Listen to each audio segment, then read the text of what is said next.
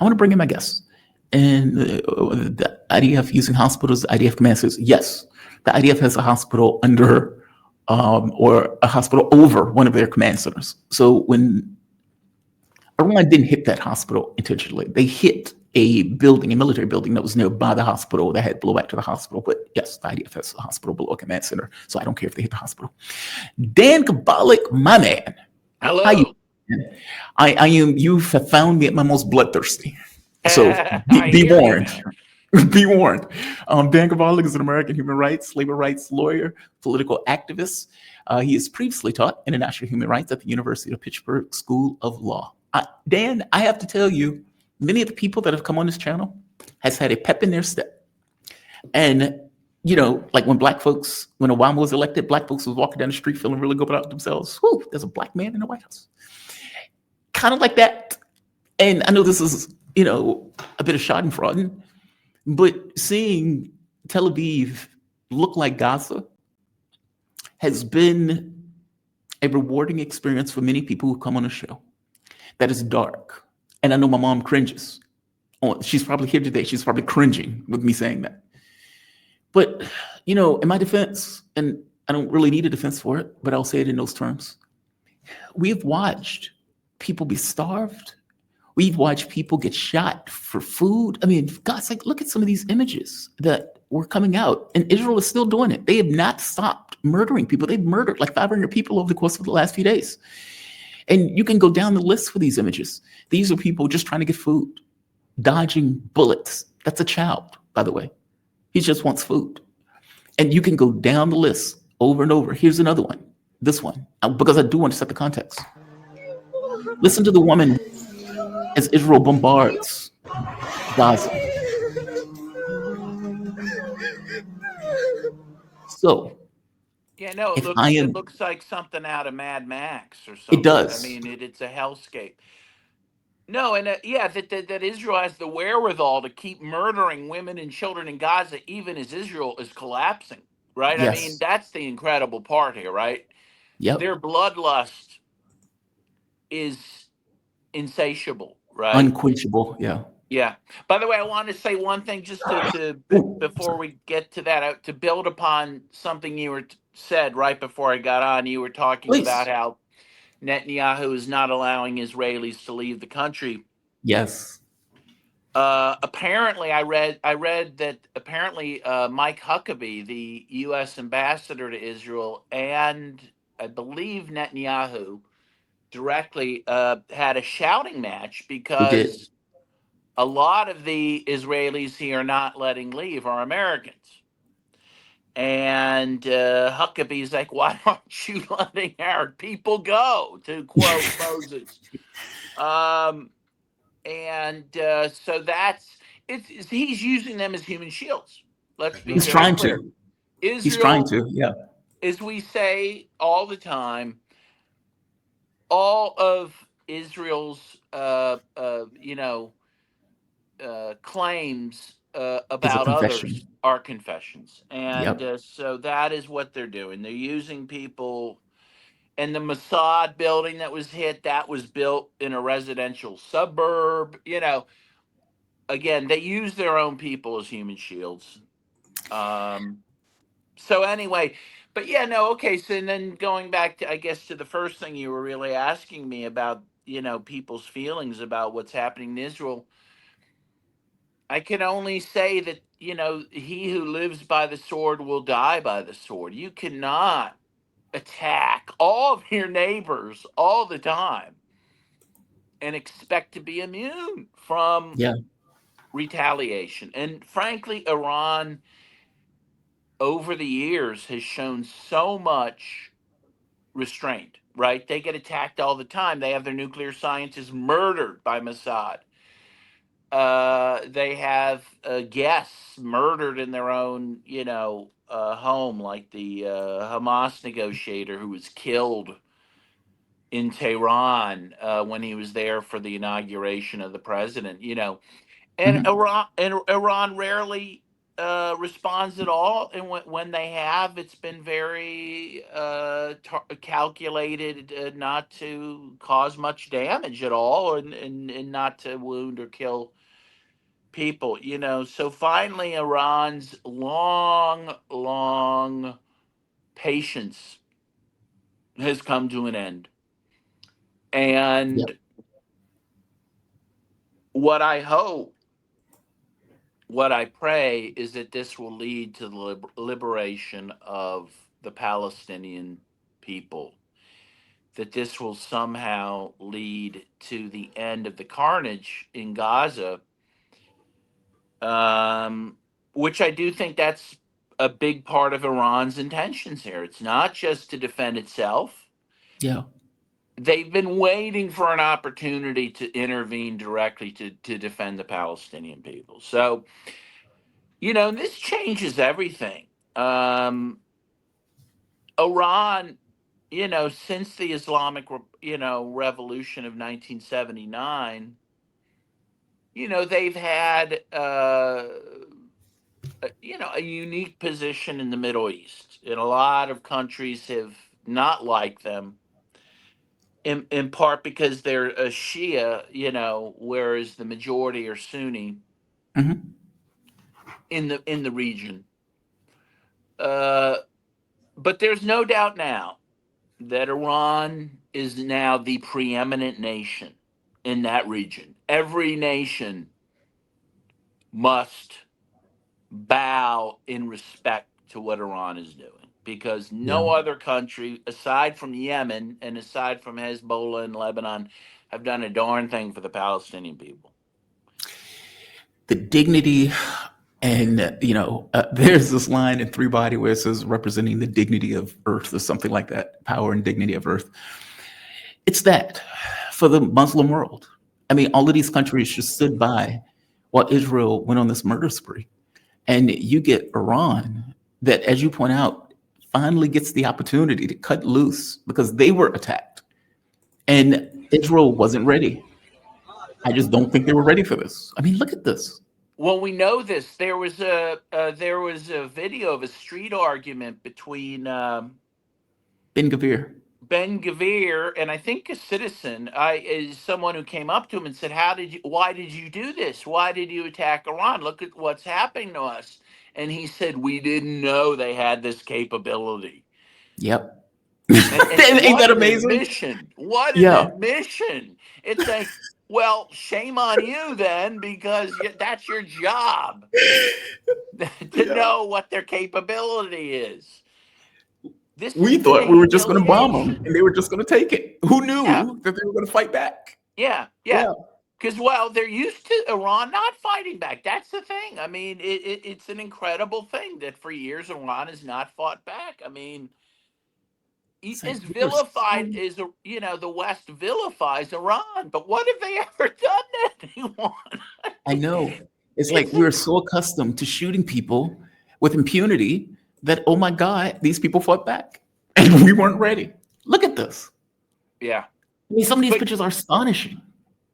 you know what? That is the view of the West, and in particular Israel and the United States. Their view is they have a right to self-defense and no one else does, Yep. right? And this goes back all the way to the founding of the United States and George Washington, who said, I don't have the exact quote, but something to the effect, he ordered that if the Native Americans resisted, being displaced and even being attacked, that they should be punished for that. They should be punished for their very resistance, and that is the position of settler colonialists. Yep. That they can do as they wish, and others must endure it. And to see Iran fighting back is something. It's something we've It's never like it seen. shocked. We've never Yeah, it seen shocks this. them. It shocked Yeah, the conscience. I mean, they just seem ill prepared. And what's wild about this too, you know, they don't have Iran is not just breaking the body; they're breaking the mind. Like all of this racist, hateful rhetoric, the way that they've treated Arabs or they treated Muslims over these years. Oh, they're stupid, they're incompetent, we're the chosen people, we're exceptional, we're all of this stuff. And we have the right, the license to do whatever we want in the region. And you have a Muslim country that is stomping a mud hole in them. And they are in bomb shelters constantly. They don't know when the bombs are falling. Sometimes they do fall, sometimes they don't, but they still have to be in a bomb shelter, not knowing. It's almost as if Iran is putting them to a similar process that they put Palestinians through, where you never know when a bomb is going to hit. They say, hey, this is a safe zone, and yet the area gets bombed. Here's an area where you can go for safety in a hospital, and the area gets bombed. They don't know when the bombs are falling. They do know that they have no capacity to stop them. Iran hasn't even really been using the most high-tech stuff. Israel has been blocking showing the footage and has criminalized it at this point because of how bad the damage is in these various areas. Haifa is on fire. The energy production is on fire. These guys are fighting at gas stations because they no longer have fuel just for basic things. And again, as I keep pointing out, I hope they look at their government and say, why did you do this? I don't think they are. I suspect they aren't. I suspect it's going to be like the Nazis and the Germans who were like, oh my God, why are the Soviets invading us? We were just nice people not doing anything, just sitting here. I will wager to you, a lot of those people in the bomb shelters thinking just that. In fact, there was a video of this woman wailing, just crying. And my thing is like, dude, you guys are still carrying out massacres. Why are you crying right now? Like, this is not a situation where, you've stopped killing people. You are still using the organs of state to go out and kill hundreds of people every day. In fact, I'll go further. It's almost as if they're killing more people as a result of this, meaning out of anger. Well, that's what the Nazis did. The final solution, the Holocaust, accelerated as they were losing. Yep. That's exactly what you're going to see. And that is the awful tragedy here. Again, who pays the price for everything? The Palestinians. And, you will see an acceleration of the final solution against them. And again, a guy like Netanyahu, even if he said last week, he said something very ominous. I'm sure you've already quoted this on your show. He said, if Israel falls, he said, and it won't, but if Israel falls, many other, I believe he said, countries will go down with us, Yeah. He is willing to sacrifice his entire nation in order to inflict suffering on many others. I mean, this is a sick man. This is a sick society that is so indoctrinated, so blind morally and blind to reality that, that's what makes Israel so dangerous, and that they have nuclear weapons to back up that insanity. Is the worst thing. And that's why John F. Kennedy tried to prevent them from getting nuclear weapons, and that's why he got killed, Yep. So look, I mean, we're not out of the woods. The world isn't out of the woods. It's not. But what I would say, and I am very anti-war, and but I would say that what is happening now in the conflict between Iran and Israel is a conflict that had to happen. I mean, it could not go on this way. It could not go on with Israel being able to continue to murder women and children in Gaza with no repercussions. With impunity. Yeah. Pure impunity, right? And honestly, I strongly suspect, and from my point of view, the monster was always at Iran's door. That monster was coming through the mountainside, and Iran could see it. They were taking down one government. We're going to go into Lebanon. We're going to go into Syria. We're going to take down the West Bank. We're going to murder all of these Palestinians. Iran had to know they were next. And so they had nowhere else to go. They had to fight. It is impossible for them to allow Israel to hit them without overwhelming reprisal for it. In fact, I thought they should have turned the glass the first time around. The question, I think, is the U.S. Give me a take on it, because I think that this is, whether Iran wins or loses, ultimately the ultimate fight with the U.S., because that fight is coming. that is going to be a pivotal point for empire, because I think empire is throwing its chips on the table in Iran in a similar way that it did in Ukraine. They lost in Ukraine. They pulled the chips back somewhat and said, okay, now we're going to throw it down in Iran because we think that we can damage Iran. And if we can take down Iran, we can also damage Russia and China in the process of damaging Iran. Basically, we're going after this notion of multipolarity. We're going to go for the heart of it. Give me your take on that. How do you see that? Do you think that's accurate? And what do you think is coming up with the U.S. effectively looming in the background, waiting to come into the conflict? Well, I think the U.S. government is divided on this.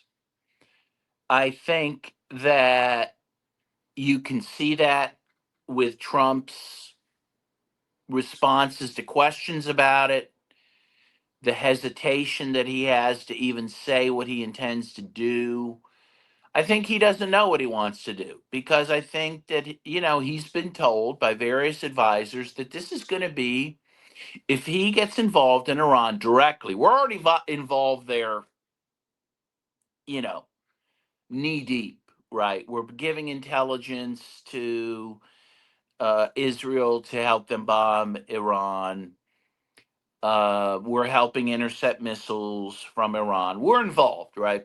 But he's been told, if the U.S. gets involved more directly, that one, it will be a war that will be prolonged, that the U.S. will have a lot of casualties, and that it will destroy the economy, right? I mean, so he's got a very, for him, I'm sure there's huge pressure to get involved directly. He is owned, I think, by Israel, and but he also knows that his presidency will be destroyed if he gets involved in Iran, because the one thing he promised, which was to improve the economy, get oil prices down, get inflation down, that is out the window, right? All of a sudden, oil shoots through the roof, and with it, inflation shoots through the roof, and with it, the economy crashes. His presidency's over. I mean, it's close to over anyway. I mean, he has so betrayed his base already. This would be the coup de grace. And he's what? He's barely into his term. I mean, Barely.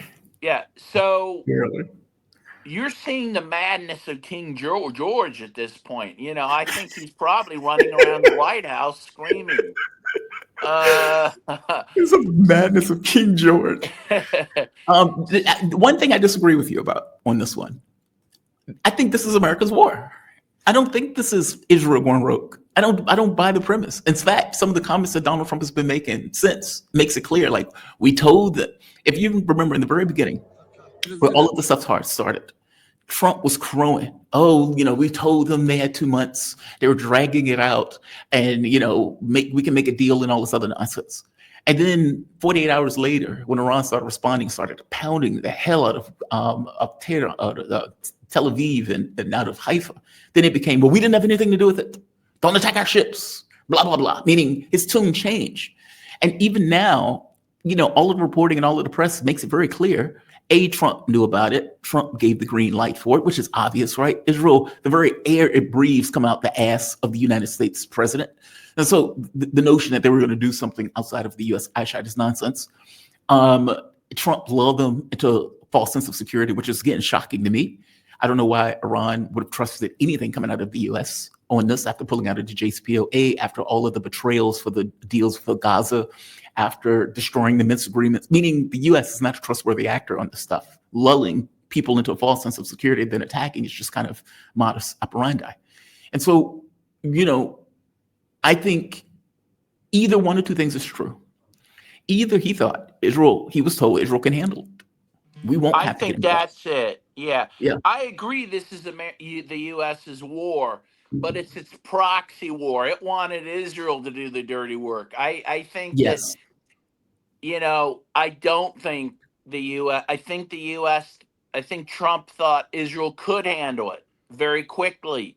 and it would be done, and he could have his cake and eat it too. He could tell everyone, the U.S. didn't get involved, and Israel won anyway.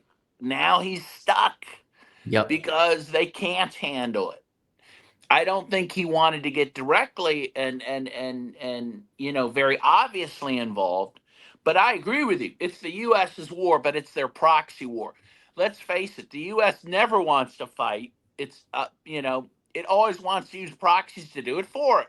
Just like it's not fighting Russia right now, it's using Ukraine to fight Russia, Yep. right? So now Trump is trapped. It Yep. is not working out the way he wanted it to. So we'll see what happens. I think Israel's collapsing as far as I can tell. Now, of course, it's interesting. I mean, of course, I tend to, watch the shows and stuff that would generally say, "Oh, Iran's winning" and all. But I happened to run across a show yesterday. Some guy, he very staunch pro Shaw guy in London. Those people still exist. Yeah. Oh, Oh, yeah. those Oh, people still exist. the son of the Shaw is waiting in the wings to take over. He's now emerged. He was given a softball interview by Bloomberg. Like this. This is Back to the Future, my friend. They will string him up in Yeah. Iran. They will So, string him up. but this guy who I didn't even know who he was, but he popped up on my YouTube feed, and he's predicting Iran is an imminent collapse, and I don't believe that. But the point I don't is, buy it. we don't know for sure all the dynamics that are happening in either country, but it does appear to me, the thing with Israel is that they've bitten off more than they can chew, and at a time when it's not a good time to do that, they've already been fighting for over 600 days, right? They Yep. had to fight Hezbollah in Yemen, and they did get couple attacks by Iran, and of course they've been fighting, some ground fighting against Hamas. So they've been ground down for over 600 days. Their economy's in terrible shape. They are diplomatically and politically isolated. So this is not great timing. Like if they were going to attack Iran, they should have done it, when they were at their strongest. Instead, they're doing it when they're at their weakest. Like this is madness what they've done. They have brought hell upon themselves at a time when they are really not capable of dealing with it. Worst So, timing ever, right? I mean, yeah. God, man, you make such a good point. They have been fighting for 600 days. And, Laith Baruch, when he was on the show, he, again, crowing. Like, there are a lot of people, like I remember Dimitri crowing. And it's not so much that all of these people are anti-war. I don't know about Laith. Laith, he lives in a complicated neighborhood, and that creates a certain point of view of the world. But living in Canada or the US, these people are anti-war. These people don't like war. I'm not a war guy. I'm pragmatic. And I understand that who I am is directly related to my environment. And in this very specific situation, that dog needs to be put down. That dog has been killing people for 600 days, going into country after country with impunity and killing people, burning kids alive, blowing up hospitals with impunity, with everybody watching.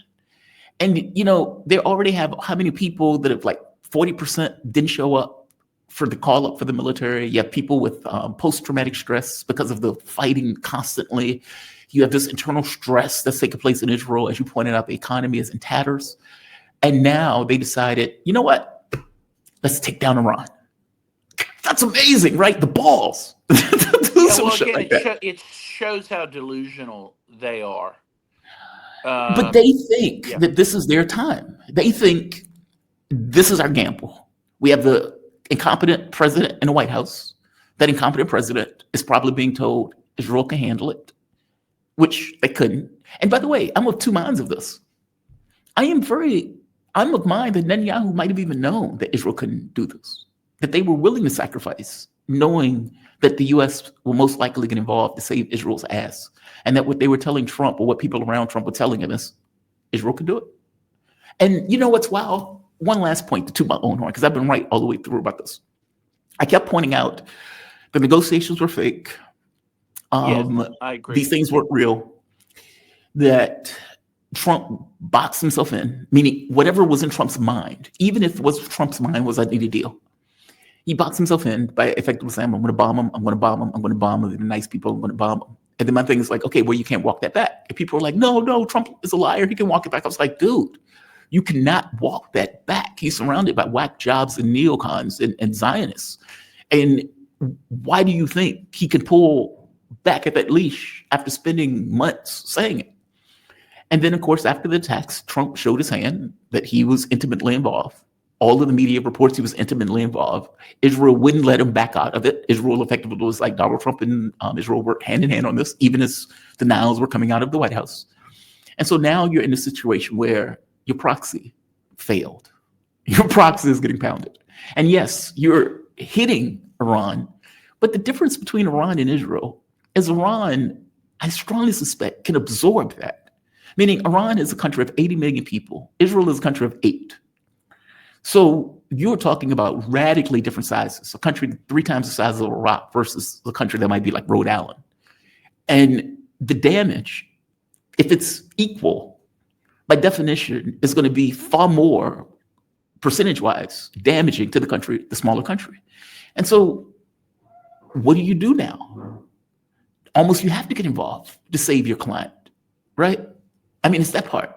I mean, again, that is the Trump's great dilemma now. Yeah, I mean, yeah, again, he's going to have to sacrifice his presidency, the yep, U.S. economy, yep. and again, going back to Netanyahu, I mean, it does again that the statement he made about if Israel falls, others will Everybody goes fall with with it. us. You almost, and again, everyone has known about this Samson option for a long time. You get the impression, and again, goes back. This is like Hitler, right? Who, in his final days, doesn't he flood Berlin? I mean, he basically, you know,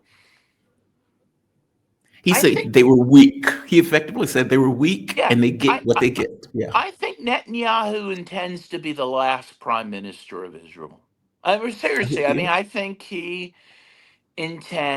is more than willing to set Israel on fire. And It is. He show you the yeah, pictures. yeah, go out in what he views to be a blaze of glory. Though he, of course, will save himself. He'll end up in Miami. In fact, there's a Haaretz article, right? An Israeli paper said that he will. They said there's an op-ed that from several days ago saying Netanyahu will collapse Israel and move to Miami. I mean, people know who this guy is. That's Um, amazing. he will not die in a bunker somewhere. He will, That's amazing. yeah, end up surfing in Miami with his son, spending his time there. Um, it's again, you're dealing with a very sick man. Trump is a sick man. How do we end up with all these really demented people in office? Of course, Trump follows another demented guy named Joe Biden. I mean, Yeah. how are all these people with all this power? They end up being mad, completely mad, Our bonkers. system, our Uh, system trends toward sociopaths. yeah, It's it's that. really something. Dan Kovalik, thank you for this, man. I have appreciated your analysis for the last, I don't know, what, year and a half that I've been doing this channel. Well, it hasn't been a year yet, but whatever that number is. Thank you for this, man. And I'm glad I can be here with you on this day to It's analyze something that's a little bit better news as opposed to the 2 years that we've been watching in collective horror.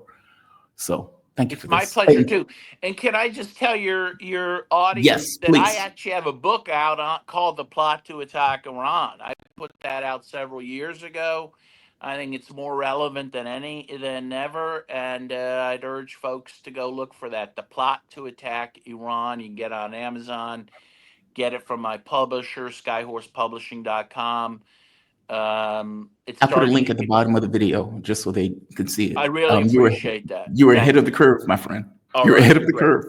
Dan Thank you. Kovalik is an American human rights, labor rights lawyer, political activist. He previously taught at the International Human Rights University of Pittsburgh School of Law. And yes, that book is going to be at the bottom of the video when I cut the video. Thank you, man. I really appreciate it.